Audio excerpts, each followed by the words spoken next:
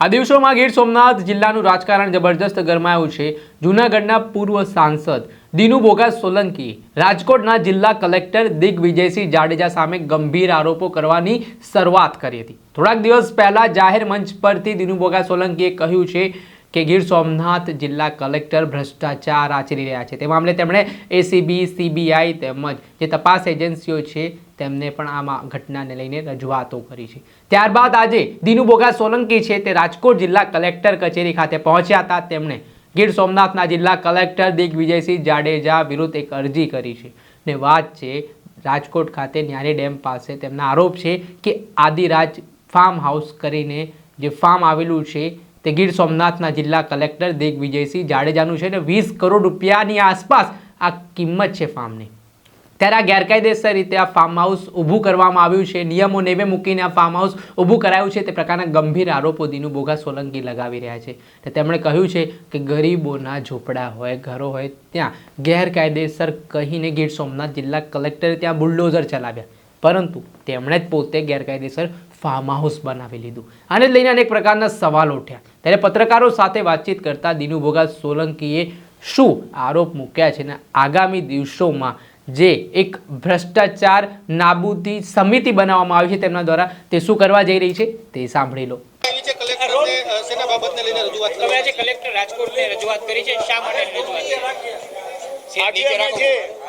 Collector Shri રાજકોટને જે રજૂઆત કરી છે એમાં ગીર સોમનાથ જિલ્લાના કલેક્ટર દિગ્વિજયસિંહ જાડેજા અહીંયા રાજકોટમાં ન્યારી ડેમના કિનારા ઉપર ન્યારી ડેમના સ્કેચમેન્ટ એરિયાની અંદર અમારી દ્રષ્ટિએ અમને માહિતી મળી છે મુજબ એ નિયમ વિરુદ્ધનું બાંધકામ અને આ ફાર્મ હાઉસનું નિર્માણ કરેલ છે। આ એટલા માટે અમારે રજૂઆત કરવા આવી પડી છે કે આજ ગીર સોમનાથના કલેક્ટર દિગ્વિજયસિંહ જાડેજા ગીર સોમનાથની જિલ્લામાં ગરીબોના મકાનો, ગરીબોના ઝૂંપડાઓ, ગરીબોના ખેતરો પોતાનો સત્તાનો ગેરઉપયોગ કરીને ઉજાડી રહ્યા છે। ત્યારે ત્યાંની પ્રજાએ અમારી પાસે માહિતી આપી કે આ લોકો આવી રીતે અહીંયા રાજકોટમાં રહે છે। અમારી આજની રજૂઆત ન્યારી ડેમના કિનારો પર આવેલું આદિરાજ ફાર્મ જેની માલિકી આ ગીર સોમનાથ કલેક્ટરની છે, આ ફાર્મની અત્યારે રાજકોટની બજાર ભાવ પ્રમાણે ઓછામાં ઓછી 20 કરોડ રૂપિયાની કિંમતનું આ ફાર્મ હાઉસ છે। આ ફાર્મ હાઉસ સંપૂર્ણપણે અમારી દ્રષ્ટિએ નિયમ વિરુદ્ધનું બાંધકામ છે અને જ્યારે આજ અધિકારી અહીંયા રાજકોટમાં જ્યારે રૂડામાં હતા ત્યારે હું આપને પ્રશ્ન પૂછું છું આ માધ્યમ દ્વારા કે જે માણસ પોતે જે સંસ્થામાં નોકરી કરતા હોય એ પોતાની મંજૂરી આપી શકે? મારી પાસે માહિતી છે કે રૂડામાં હતા ત્યારે જ એમના ફાર્મ હાઉસની નિર્માણ કરવાની મંજૂરીઓ લીધી છે એણે, પણ એની પણ તપાસ થવી જોઈએ। બીજું મારે આપને કહેવું છે કે આ અધિકારી ગીર સોમનાથ જિલ્લામાં રાત અને દિવસ માત્ર ને માત્ર ભ્રષ્ટાચાર કરીને અમારી પ્રજાને લૂંટી રહ્યા છે। મારે આપને કહેવું છે કે અમે અમારા ઇતિહાસમાં ભણતા હતા ત્યારે વાંચ્યું હતું કે મોહમ્મદ ગજની અમારા સોમનાથને લૂંટવા આવતો હતો। અમને આજે એ પ્રતીત થઈ રહ્યું છે કે આ આધુનિક લાયસન્સદાર લૂંટેરો અમારા ગીર સોમનાથને અત્યારે ખુલ્લે આમ લૂંટે છે। એની અમે પણ સરકારમાં રજૂઆત જાહેરમાં કરી છે અને સરકારમાં પણ અમે રજૂઆત કરવાના છે। અમે આના માટે chief secretary of Gujarat, vigilance, ACB, CBI આ બધા જ સરકારી તંત્રોને કે જે આ ઉચ્ચ અધિકારીઓ પર પગલાં લઈ શકે અને એની ભ્રષ્ટાચારની તપાસ કરે એના માટે અમે ગીર સોમનાથમાં ભ્રષ્ટાચાર નાબૂદી સમિતિ બનાવી છે। આજે એના બધા જ માનનીય સભ્યોમાંથી અમે 15 માણસો આજે અહીંયા રાજકોટ આવ્યા છે। એમાં 5 વકીલ મિત્રો અમારી સાથે છે, બીજા 10 સભ્યો છે। એમાંથી અહીંયા અમે સ્ટેમ્પ ઓફ રજિસ્ટ્રાર સાહેબને પણ અમે આજે વિનંતી કરી રહ્યા છે અમારા વકીલશ્રીઓ કે આજે તમે દિગ્વિજયસિંહ જાડેજા કલેક્ટર ગીર સોમનાથના પરિવારના નામે કે એમની સાથે લોહીના સંબંધથી જોડાયેલા હોય એવા કોઈ પણ પરિવારજનો નામે આ રાજકોટ શહેર અને આજુબાજુના વિસ્તારમાં એમની કોઈ પણ મિલકત હોય તો એની અમને માહિતી આપવાના છે, એ પણ અમે માંગણી કરી રહ્યા છે। દિનુભાઈ કોડીનારમાં તો તમારું એક ચક્રી શાસન જેવું કહેવાય છે, આ કલેક્ટરની સાથે વાંધો શું પડ્યો તમને? કલેક્ટરની સાથે વાંધો એ પડ્યો એવું કાંઈ તમે મને કહેતા હોય તો વાંધો નથી. જાહેર જીવનમાં કોઈની સાથે અમારે વાંધો પડે જ નહીં. પણ અમારી નગરપાલિકાની ચૂંટણી હમણાં જ ચાલુ હતી, આપણે જોયું હતું. એણે અમારા ગામના બધા જ બૂથોને સંવેદનશીલ જાહેર કરાવ્યા, માત્ર કોંગ્રેસને ખુશ રાખવા માટે. શું કામ?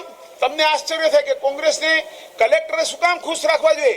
પણ એણે જે વેરાવળની અંદર ઘણી પ્રોપર્ટીઓનું કે જેનું ડિમોલિશન કરી અને ગુજરાત સરકારની પાસે પોતાની વાહવા કરાવવા અને પોતાને ગુડ બુકમાં આવવા માટે આ માણસે જે નિયમ વિરુદ્ધના બાંધકામો તોડ્યા છે, એના વિરુદ્ધમાં સુપ્રીમ કોર્ટ ઓફ ઇન્ડિયાની અંદર એક પિટિશન દાખલ થઈ છે. અને આ પિટિશન એમાંથી એને કોણ બચાવે? કોંગ્રેસ સિવાય કોઈ બચાવી ન શકે. કેમ કે આ પિટિશન કરનારા વેરાવળના મુસ્લિમ સમાજના કોંગ્રેસી આગેવાનો છે. એનાથી બચવા માટે આ માણસે આ તુક્કો કરી અને કોડીનાર શહેરની ચૂંટણીને સંવેદનશીલ જાહેર કરાવી. અમારા ગામમાં મેં 35 વર્ષથી નગરપાલિકા ભારતીય જનતા પાર્ટી પાસે છે. ભારતીય જનતા પાર્ટીની કામગીરીને કારણે કોડીનાર નગરપાલિકાના પ્રજાજનો અમને વારંવાર સુકાન સોંપી રહ્યા છે. એમાં ભાઈને એવું થયું કે હું આ બધું કરું. મારો દીકરો શિવાભાઈ 7 નંબરના વોર્ડમાં એ ચૂંટણી લડતા હતા. એક કલેક્ટર દરજ્જાનો માણસ ચાલુ મતદાને 2 કલાક સુધી એ મતદાન મથકમાં શું કરતા હતા, લોકોનો કેવો પ્રભાવ પાડતા હતા કે તમારે કોઈ ડરવાની જરૂર નથી. પણ અમારું શહેર એમ કોઈથી ડરે નહીં. બધાએ નિર્ભયપણે પૂરેપૂરું 60% જેટલું મતદાન કરીને અમે લોકો ભારતીય જનતા પાર્ટીને વિજયી બનાવી છે.